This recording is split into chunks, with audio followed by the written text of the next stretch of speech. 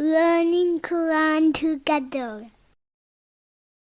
बिस्मिल्लाह अल्हम्दुलिल्लाह वस्सलातु वस्सलामु अला रसूलिल्लाह। सूरह अनआम आयत 129। वकज़ालिका नुवल्ली, और इसी तरह हम मुसल्लत कर देते हैं बअद ज़ालिमीना, बाज़ जालिमों को, बअदन बाज़ पर, बिमा कानू यक्सिबून, इस वजह से जो वो कमाते थे। यानी नाफरमान जिन्नों और इंसानों को, जालिमों को आपस में एक दूसरे का दोस्त बनाते हैं और इसी दोस्ती की वजह से आपस में मिलकर वो इस्लाम और अहले इस्लाम की दुश्मनी में एक दूसरे की मदद करते रहते हैं। और बाज़ हजरात ने नुवल्ली का तर्जुमा ये किया है कि जालिमों को एक दूसरे से करीब कर देंगे, यानी क़यामत के दिन एक ही किस्म के लोगों की जमातें बना दी जाएंगी, फिर ये जमातें दोज़ख में दाखिल हो जाएंगी। अल्लाह ताला ने सूरह ज़ुमर आयत 71 में फरमाया, वसीक़ल्लज़ीना कफ़रू इला जहन्नम ज़ुमारा, और जिन लोगों ने कुफर किया वो ग्रोह दर ग्रोह जहन्नम की तरफ हाँके जाएंगे। इस आयत का एक और मानी भी बाज़ मुफस्सिरीन ने लिखा है कि बाज़ जालिमों को बाज़ दूसरे जालिमों पर मुसल्लत कर देते हैं और एक जालिम को दूसरे जालिम के हाथ से सजा दिलवा देते हैं।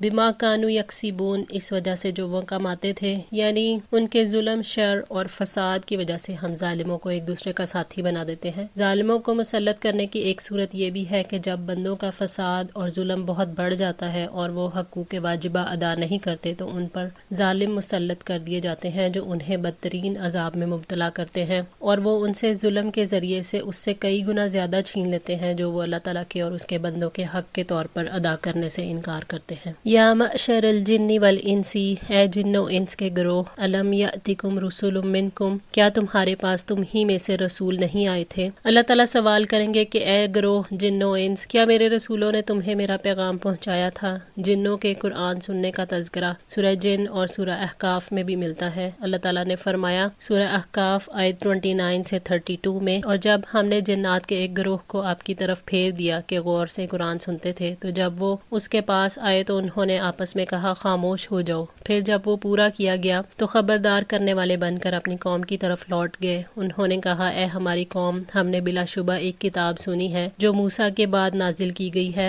उसके लिए तस्दीक करने वाली है जो इससे पहले है, वो हक और सीधी राह की हिदायत देती है। ए हमारी कौम, अल्लाह ताला की तरफ बुलाने वाले की दावत कबूल करो और उस पर ईमान लाओ, वो तुम्हारे गुनाहों को बख्श देगा और तुम्हें दर्दनाक अजाब से पनाह देगा। और जो अल्लाह की तरफ बुलाने वाले की दावत को कबूल नहीं करेगा तो ज़मीन में वो आजिज करने वाला नहीं है और ना ही अल्लाह ताला के सिवा उसके कोई मददगार है, यही खुली गुमराही में है। जिन इंसानों की नज़रों से छुपी हुई मखलूक है, जिन्नात के असल हालात तो अल्लाह ताला ही जानते हैं और नबी सल्लल्लाहु अलैहि वसल्लम पर नाजिल होने वाले कलाम को वो सुनते थे और अपनी कौम को वो सुनाते थे, जाकर खुशखबरियाँ देते थे और डराते थे। यकुस्सूना अलैकुम आयाती, जो बयान करते हैं तुम पर मेरी आयात, वयुनज़िरूनकुम, और डराते तुम्हें, लिका मुलाकात से, यौमिकुम हाजा, तुम्हारे उस दिन की। यानी मेरे पैगंबर तुम्हें मेरी आयात नहीं सुनाते थे जिनमें खैर और शर की वजाहत है और तुम्हें आगाह नहीं करते थे कि तुम्हारी निजात अल्लाह ताला की फर्मा बरदारी और उसके अहकामात की तामील में है और बदबख्ती और खसारा उनको छोड़ने में है।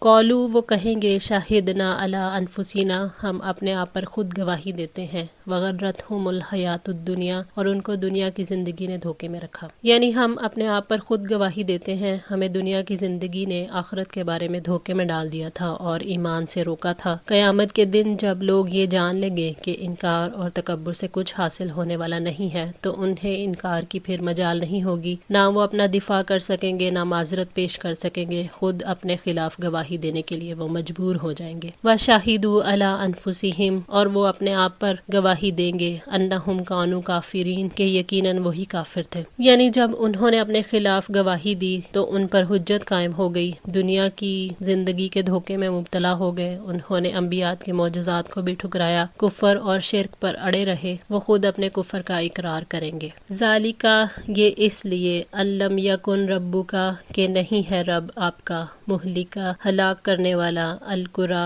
बस्तियों को, बिजुल्मिन, जुल्म के साथ, व अहलुहा गाफिलून, जबकि हों उनके रहने वाले गाफिल। अल्लाह ताला हर इलाके और हर दौर के लोगों के लिए अपनी हिदायत भेजता है ताकि इंसान उससे अपने रब और उसके अहकामात के बारे में रहनुमाई हासिल करें। अल्लाह ताला गफलत से बेदार करने के लिए रसूलों को भेजता है ताकि वो बुरे अंजाम से डराएं और अच्छे अंजाम की खुशखबरियाँ दें। अल्लाह ताला ने रसूल भेजकर हुज्जत तमाम कर दी। अब कोई ये नहीं कह सकता कि तौहीद کی دعوت بھیجے بغیر ہمیں پکڑ لیا گیا۔ اللہ تعالیٰ نے فرمایا تکاد تمیز من الغیظ کلما القی فیہا فوج سألہم خزنتها الم یأتکم نذیر قالوا بلی قد جاءنا نذیر فکذبنا وقلنا ما نزل اللہ من شیء ان انتم الا فی ضلال کبیر۔ قریب ہوگی کہ وہ غصے سے پھٹ جائے جب کبھی کوئی گروہ اس میں ڈالا جائے گا تو اس کے نگران اس سے پوچھیں گے کیا تمہارے پاس کوئی ڈرانے والا نہیں آیا؟ وہ کہیں گے کیوں نہیں، ہمارے پاس خبردار کرنے والا آیا تو ہم نے جھٹلا دیا اور ہم نے کہا کہ اللہ تعالیٰ نے کوئی چیز نازل نہیں کی، تم ایک بڑی گمراہی میں ہو۔ سورہ ملک آیت 8 اور 9۔ وَلِكُلٍّ دَرَجَاتٌ اور ہر ایک کے لیے درجات ہیں، مما عملوا اس کی وجہ سے جو انہوں نے عمل کیے، یعنی ان کے اعمال کے مطابق ان کے درجات ہیں۔ جس نے تھوڑی سی برائی کی ہے وہ اس شخص کی مانند نہیں ہو سکتا جس نے بہت سی برائیاں کمائی ہیں۔ لوگوں کے درمیان درجات میں فرق کوششوں کے اعتبار سے ہوتا ہے، آخرت میں درجات کی تقسیم اس دنیا میں کیے گئے اعمال کے اعتبار سے ہوگی۔ جو شخص آخرت کے لیے بھی اسی طرح وقت اور مال لگاتا ہے جیسے دنیا کے لیے لگاتا ہے، اور آخرت کے لیے بھی اسی طرح کام کرتا ہے جیسے دنیا کے لیے کرتا ہے، اور آخرت کے لیے بھی اسی طرح مصلحتوں کا لحاظ رکھتا ہے جیسے دنیا کے لیے، تو ایسے شخص کو اس کے عمل کے مطابق آخرت میں درجات ملیں گے۔ وما ربک بغافل اور آپ کا رب ہرگز بے خبر نہیں، اما یعملون اس سے جو وہ عمل کرتے ہیں، یعنی اللہ تعالیٰ غافل نہیں ہے، ہر ایک کے اعمال سے باخبر ہے، اس لیے وہ ارادے اور عمل کے مطابق جزا دے گا۔ وَرَبُّكَ الْغَنِيُّ اور آپ کا رب ہر طرح بے نیاز ہے، ذو الرحمہ کمال رحمت والا ہے، اور آپ کا رب غنی ہے یعنی اپنے سوا ہر ایک سے ہر طرح سے بے نیاز ہے، وہ اپنی مخلوق کی عبادت سے بے نیاز ہے، اسے نہ کسی کی اطاعت فائدہ دیتی ہے نہ نافرمانی۔ اللہ تعالیٰ ذو الرحمہ ہے، اس لیے لوگوں کے نفع کے لیے رسول بھیجے تاکہ لوگ ان کی رہنمائی کے مطابق عمل کر کے جنت کے حقدار بنے۔ اللہ تعالیٰ نے فرمایا ان اللہ بالناس لرؤوف رحیم، بلا شبہ اللہ تعالیٰ لوگوں پر یقیناً بے حد شفقت کرنے والا نہایت رحم والا ہے۔ سورہ البقرہ 143۔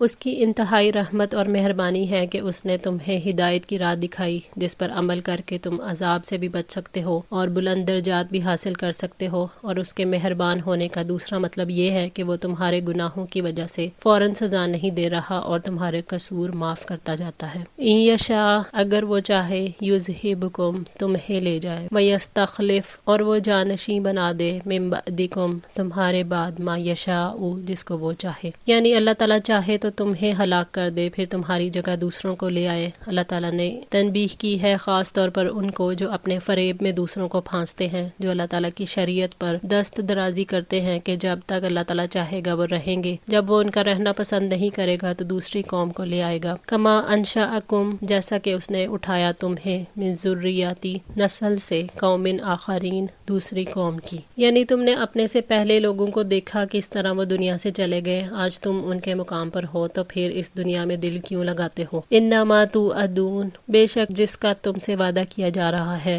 لآتن ضرور آنے والا ہے۔ اللہ تعالیٰ نے اس آیت میں یہ واضح کیا ہے کہ انسان اللہ تعالیٰ کی قدرت میں ہے اور اس کی گرفت سے نکل کر بھاگ نہیں سکتے۔ انسان سے قیامت کا وعدہ کیا گیا ہے تو وہ ہو کر رہے گی، وہ سب کے زندہ کرنے پر قدرت رکھتا ہے، چاہے تم گل سڑ کر بوسیدہ ہڈیاں ہو جاؤ۔ وما انتم بمعجزین اور تم ہرگز عاجز کرنے والے نہیں ہو، یعنی تم اللہ تعالیٰ کے عذاب سے بھاگ کر اسے عاجز نہیں کر سکتے، تم اس کی ملکیت میں اور اس کے تصرف میں ہو تو بھاگ کر کہاں جاؤ گے؟ کل یا قومی آپ کہہ دیں اے میری قوم، اعملوا عمل کرو، علی مکانتکم اپنی جگہ پر، انی عاملون یقیناً میں بھی عمل کرنے والا ہوں۔ اللہ تعالیٰ نے اپنے رسول کو حکم دیا ہے کہ آپ صلی اللہ علیہ وآلہ وسلم نے انہیں اللہ تعالیٰ کی دعوت پہنچا دی، اس کے حقوق کے بارے میں بھی بتا دیا۔ اب اگر وہ خواہشات کے پیچھے بھاگ رہے ہیں تو انہیں کہہ دیں کہ جس طریقے کو تم نے اپنا بنا لیا ہے اور جس حال میں ہو ایسے ہی رہو، میں اللہ تعالیٰ کے حکم پر عمل کر رہا ہوں۔ فسوف تعلمون تو ان قریب تم جان لو گے،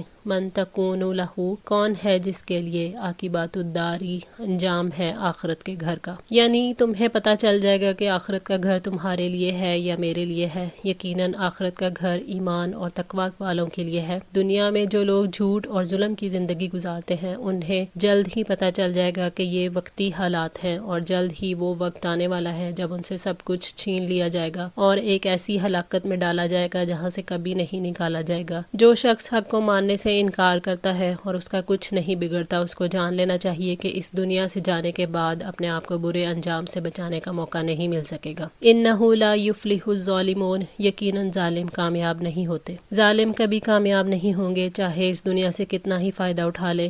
ظلم کرنے والے شرک کرتے ہیں، جن کو اللہ تعالیٰ کے سوا کسی سے مدد نہیں ملتی، وہ دوسروں کو اللہ تعالیٰ کے مقام پر لا کر کامیاب نہیں ہو سکتے۔ جو لوگ اللہ تعالیٰ کی رہنمائی سے منہ موڑتے ہیں ان کے لیے خسارے کے سوا کوئی انجام نہیں ہو سکتا۔ نبی صلی اللہ علیہ وآلہ وسلم نے فرمایا، اللہ تعالیٰ ظالم کو ڈھیل دیتا ہے یہاں تک کہ جب اسے پکڑ لیتا ہے تو اسے نہیں چھوڑتا۔ صحیح بخاری 4686۔ وَجَعَلُوا لِلَّهِ، اور انہوں نے مقرر کر لیا اللہ کے لیے، مما زرع، اس میں سے جو اس نے پیدا کیا، من الحرث، کھیتی میں سے، والانعام، اور مویشیوں میں سے، نصیباً، ایک حصہ۔ اس آیت کے معنی یہ ہیں کہ مشرکین نے اپنے معبودوں اور بتوں کے تقرب کو حاصل کرنے کے لیے جو حصے مقرر کیے ہیں وہ خالص غیر اللہ کے لیے ہیں، ان میں سے کچھ بھی اللہ تعالیٰ کے لیے نہیں، اور ان کے خیال کے مطابق انہوں نے جو حصہ اللہ تعالیٰ کے لیے مقرر کیا ہے وہ ان کے شرک کی بنا پر اللہ تعالیٰ کے حضور نہیں پہنچتا، بلکہ یہ بھی ان کے معبودوں اور بتوں کا ہی حصہ ہے، کیونکہ اللہ تعالیٰ اس سے بے نیاز ہے۔ وہ مخلوق میں سے اس شخص کا عمل کبھی قبول نہیں کرتا جو اس کے ساتھ کسی کو شریک ٹھہراتا ہو۔ فَقَالُوا هَٰذَا لِلَّهِ، تو انہوں نے کہا یہ اللہ تعالیٰ کے لیے ہے، بِزَعْمِهِمْ، ان کے گمان کے مطابق، وَهَٰذَا لِشُرَكَائِنَا، اور یہ ہمارے شریکوں کے لیے ہے، فَمَا كَانَ لِشُرَكَائِهِمْ، تو جو ہے ان کے شریکوں کے لیے، فَلَا يَصِلُ إِلَى اللَّهِ، تو نہیں وہ پہنچتا اللہ کی طرف، وَمَا كَانَ لِلَّهِ، اور جو ہے اللہ تعالیٰ کے لیے، فَهُوَ يَصِلُ إِلَى شُرَكَائِهِمْ، تو وہ پہنچ جاتا ہے ان کے شریکوں کی طرف۔ فصلوں اور مویشیوں میں سے مشرکین اللہ تعالیٰ کا اور بتوں کا حصہ نکالتے تھے۔ اچھے جانور اور اچھے غلے کو اگر اللہ تعالیٰ کے حصے میں دیکھتے تو اسے وہ بتوں کی طرف کر دیتے، اور اگر بتوں کی طرف دیکھتے تو اللہ تعالیٰ کے لیے نہیں نکالتے تھے۔ اگر خود ضرورت پڑتی تو اللہ تعالیٰ کا حصہ لے لیتے تھے اور بتوں کے حصے کو چھوڑ دیتے کہ کہیں ہم پر کوئی مصیبت نہ نازل ہو جائے۔ اس مشرکانہ رسم میں وہ لوگ 3 طرح کے جرائم کرتے تھے۔ مالی عبادت میں اللہ تعالیٰ کے ساتھ اپنے معبودوں کو شریک بناتے تھے، اللہ کا الگ اور معبودوں کا الگ حصہ مقرر کرتے تھے۔ اس بات میں وہ اپنے پروہتوں یعنی جو پنڈت تھے ان کے جو مذہبی رسومات کرواتے تھے، ان کا شرک یہ تھا کہ انہوں نے اپنے آپ کو شارع کی حیثیت دے رکھی تھی، اور عام لوگوں کا شرک یہ تھا کہ وہ ان کی اس بات کو مذہبی طور پر تسلیم کر لیتے تھے۔ اس تقسیم میں بھی اللہ تعالیٰ کے حق میں ناانصافی کرتے تھے، اور اس جرم میں جو ان کے پنڈت اور عام مشرک تھے سب برابر کے شریک تھے۔ اگرچہ مشرک بظاہر اللہ تعالیٰ کو مانتے تھے، لیکن ان کا اصل یقین جو تھا وہ بتوں پر ہی تھا۔ ساء ما یحکمون، برا ہے جو وہ فیصلہ کرتے ہیں، یعنی کتنا برا حکم ہے جو وہ اللہ تعالیٰ پر لگا رہے ہیں۔ آج کے لیے اتنا ہی۔ دعا ہے اللہ تعالیٰ ہماری اس کوشش کو قبول فرمائے، ہماری غلطیوں کوتاہیوں کو معاف فرما کر ہماری اصلاح فرمائے۔ جزاکم اللہ خیر، والسلام علیکم ورحمۃ اللہ وبرکاتہ۔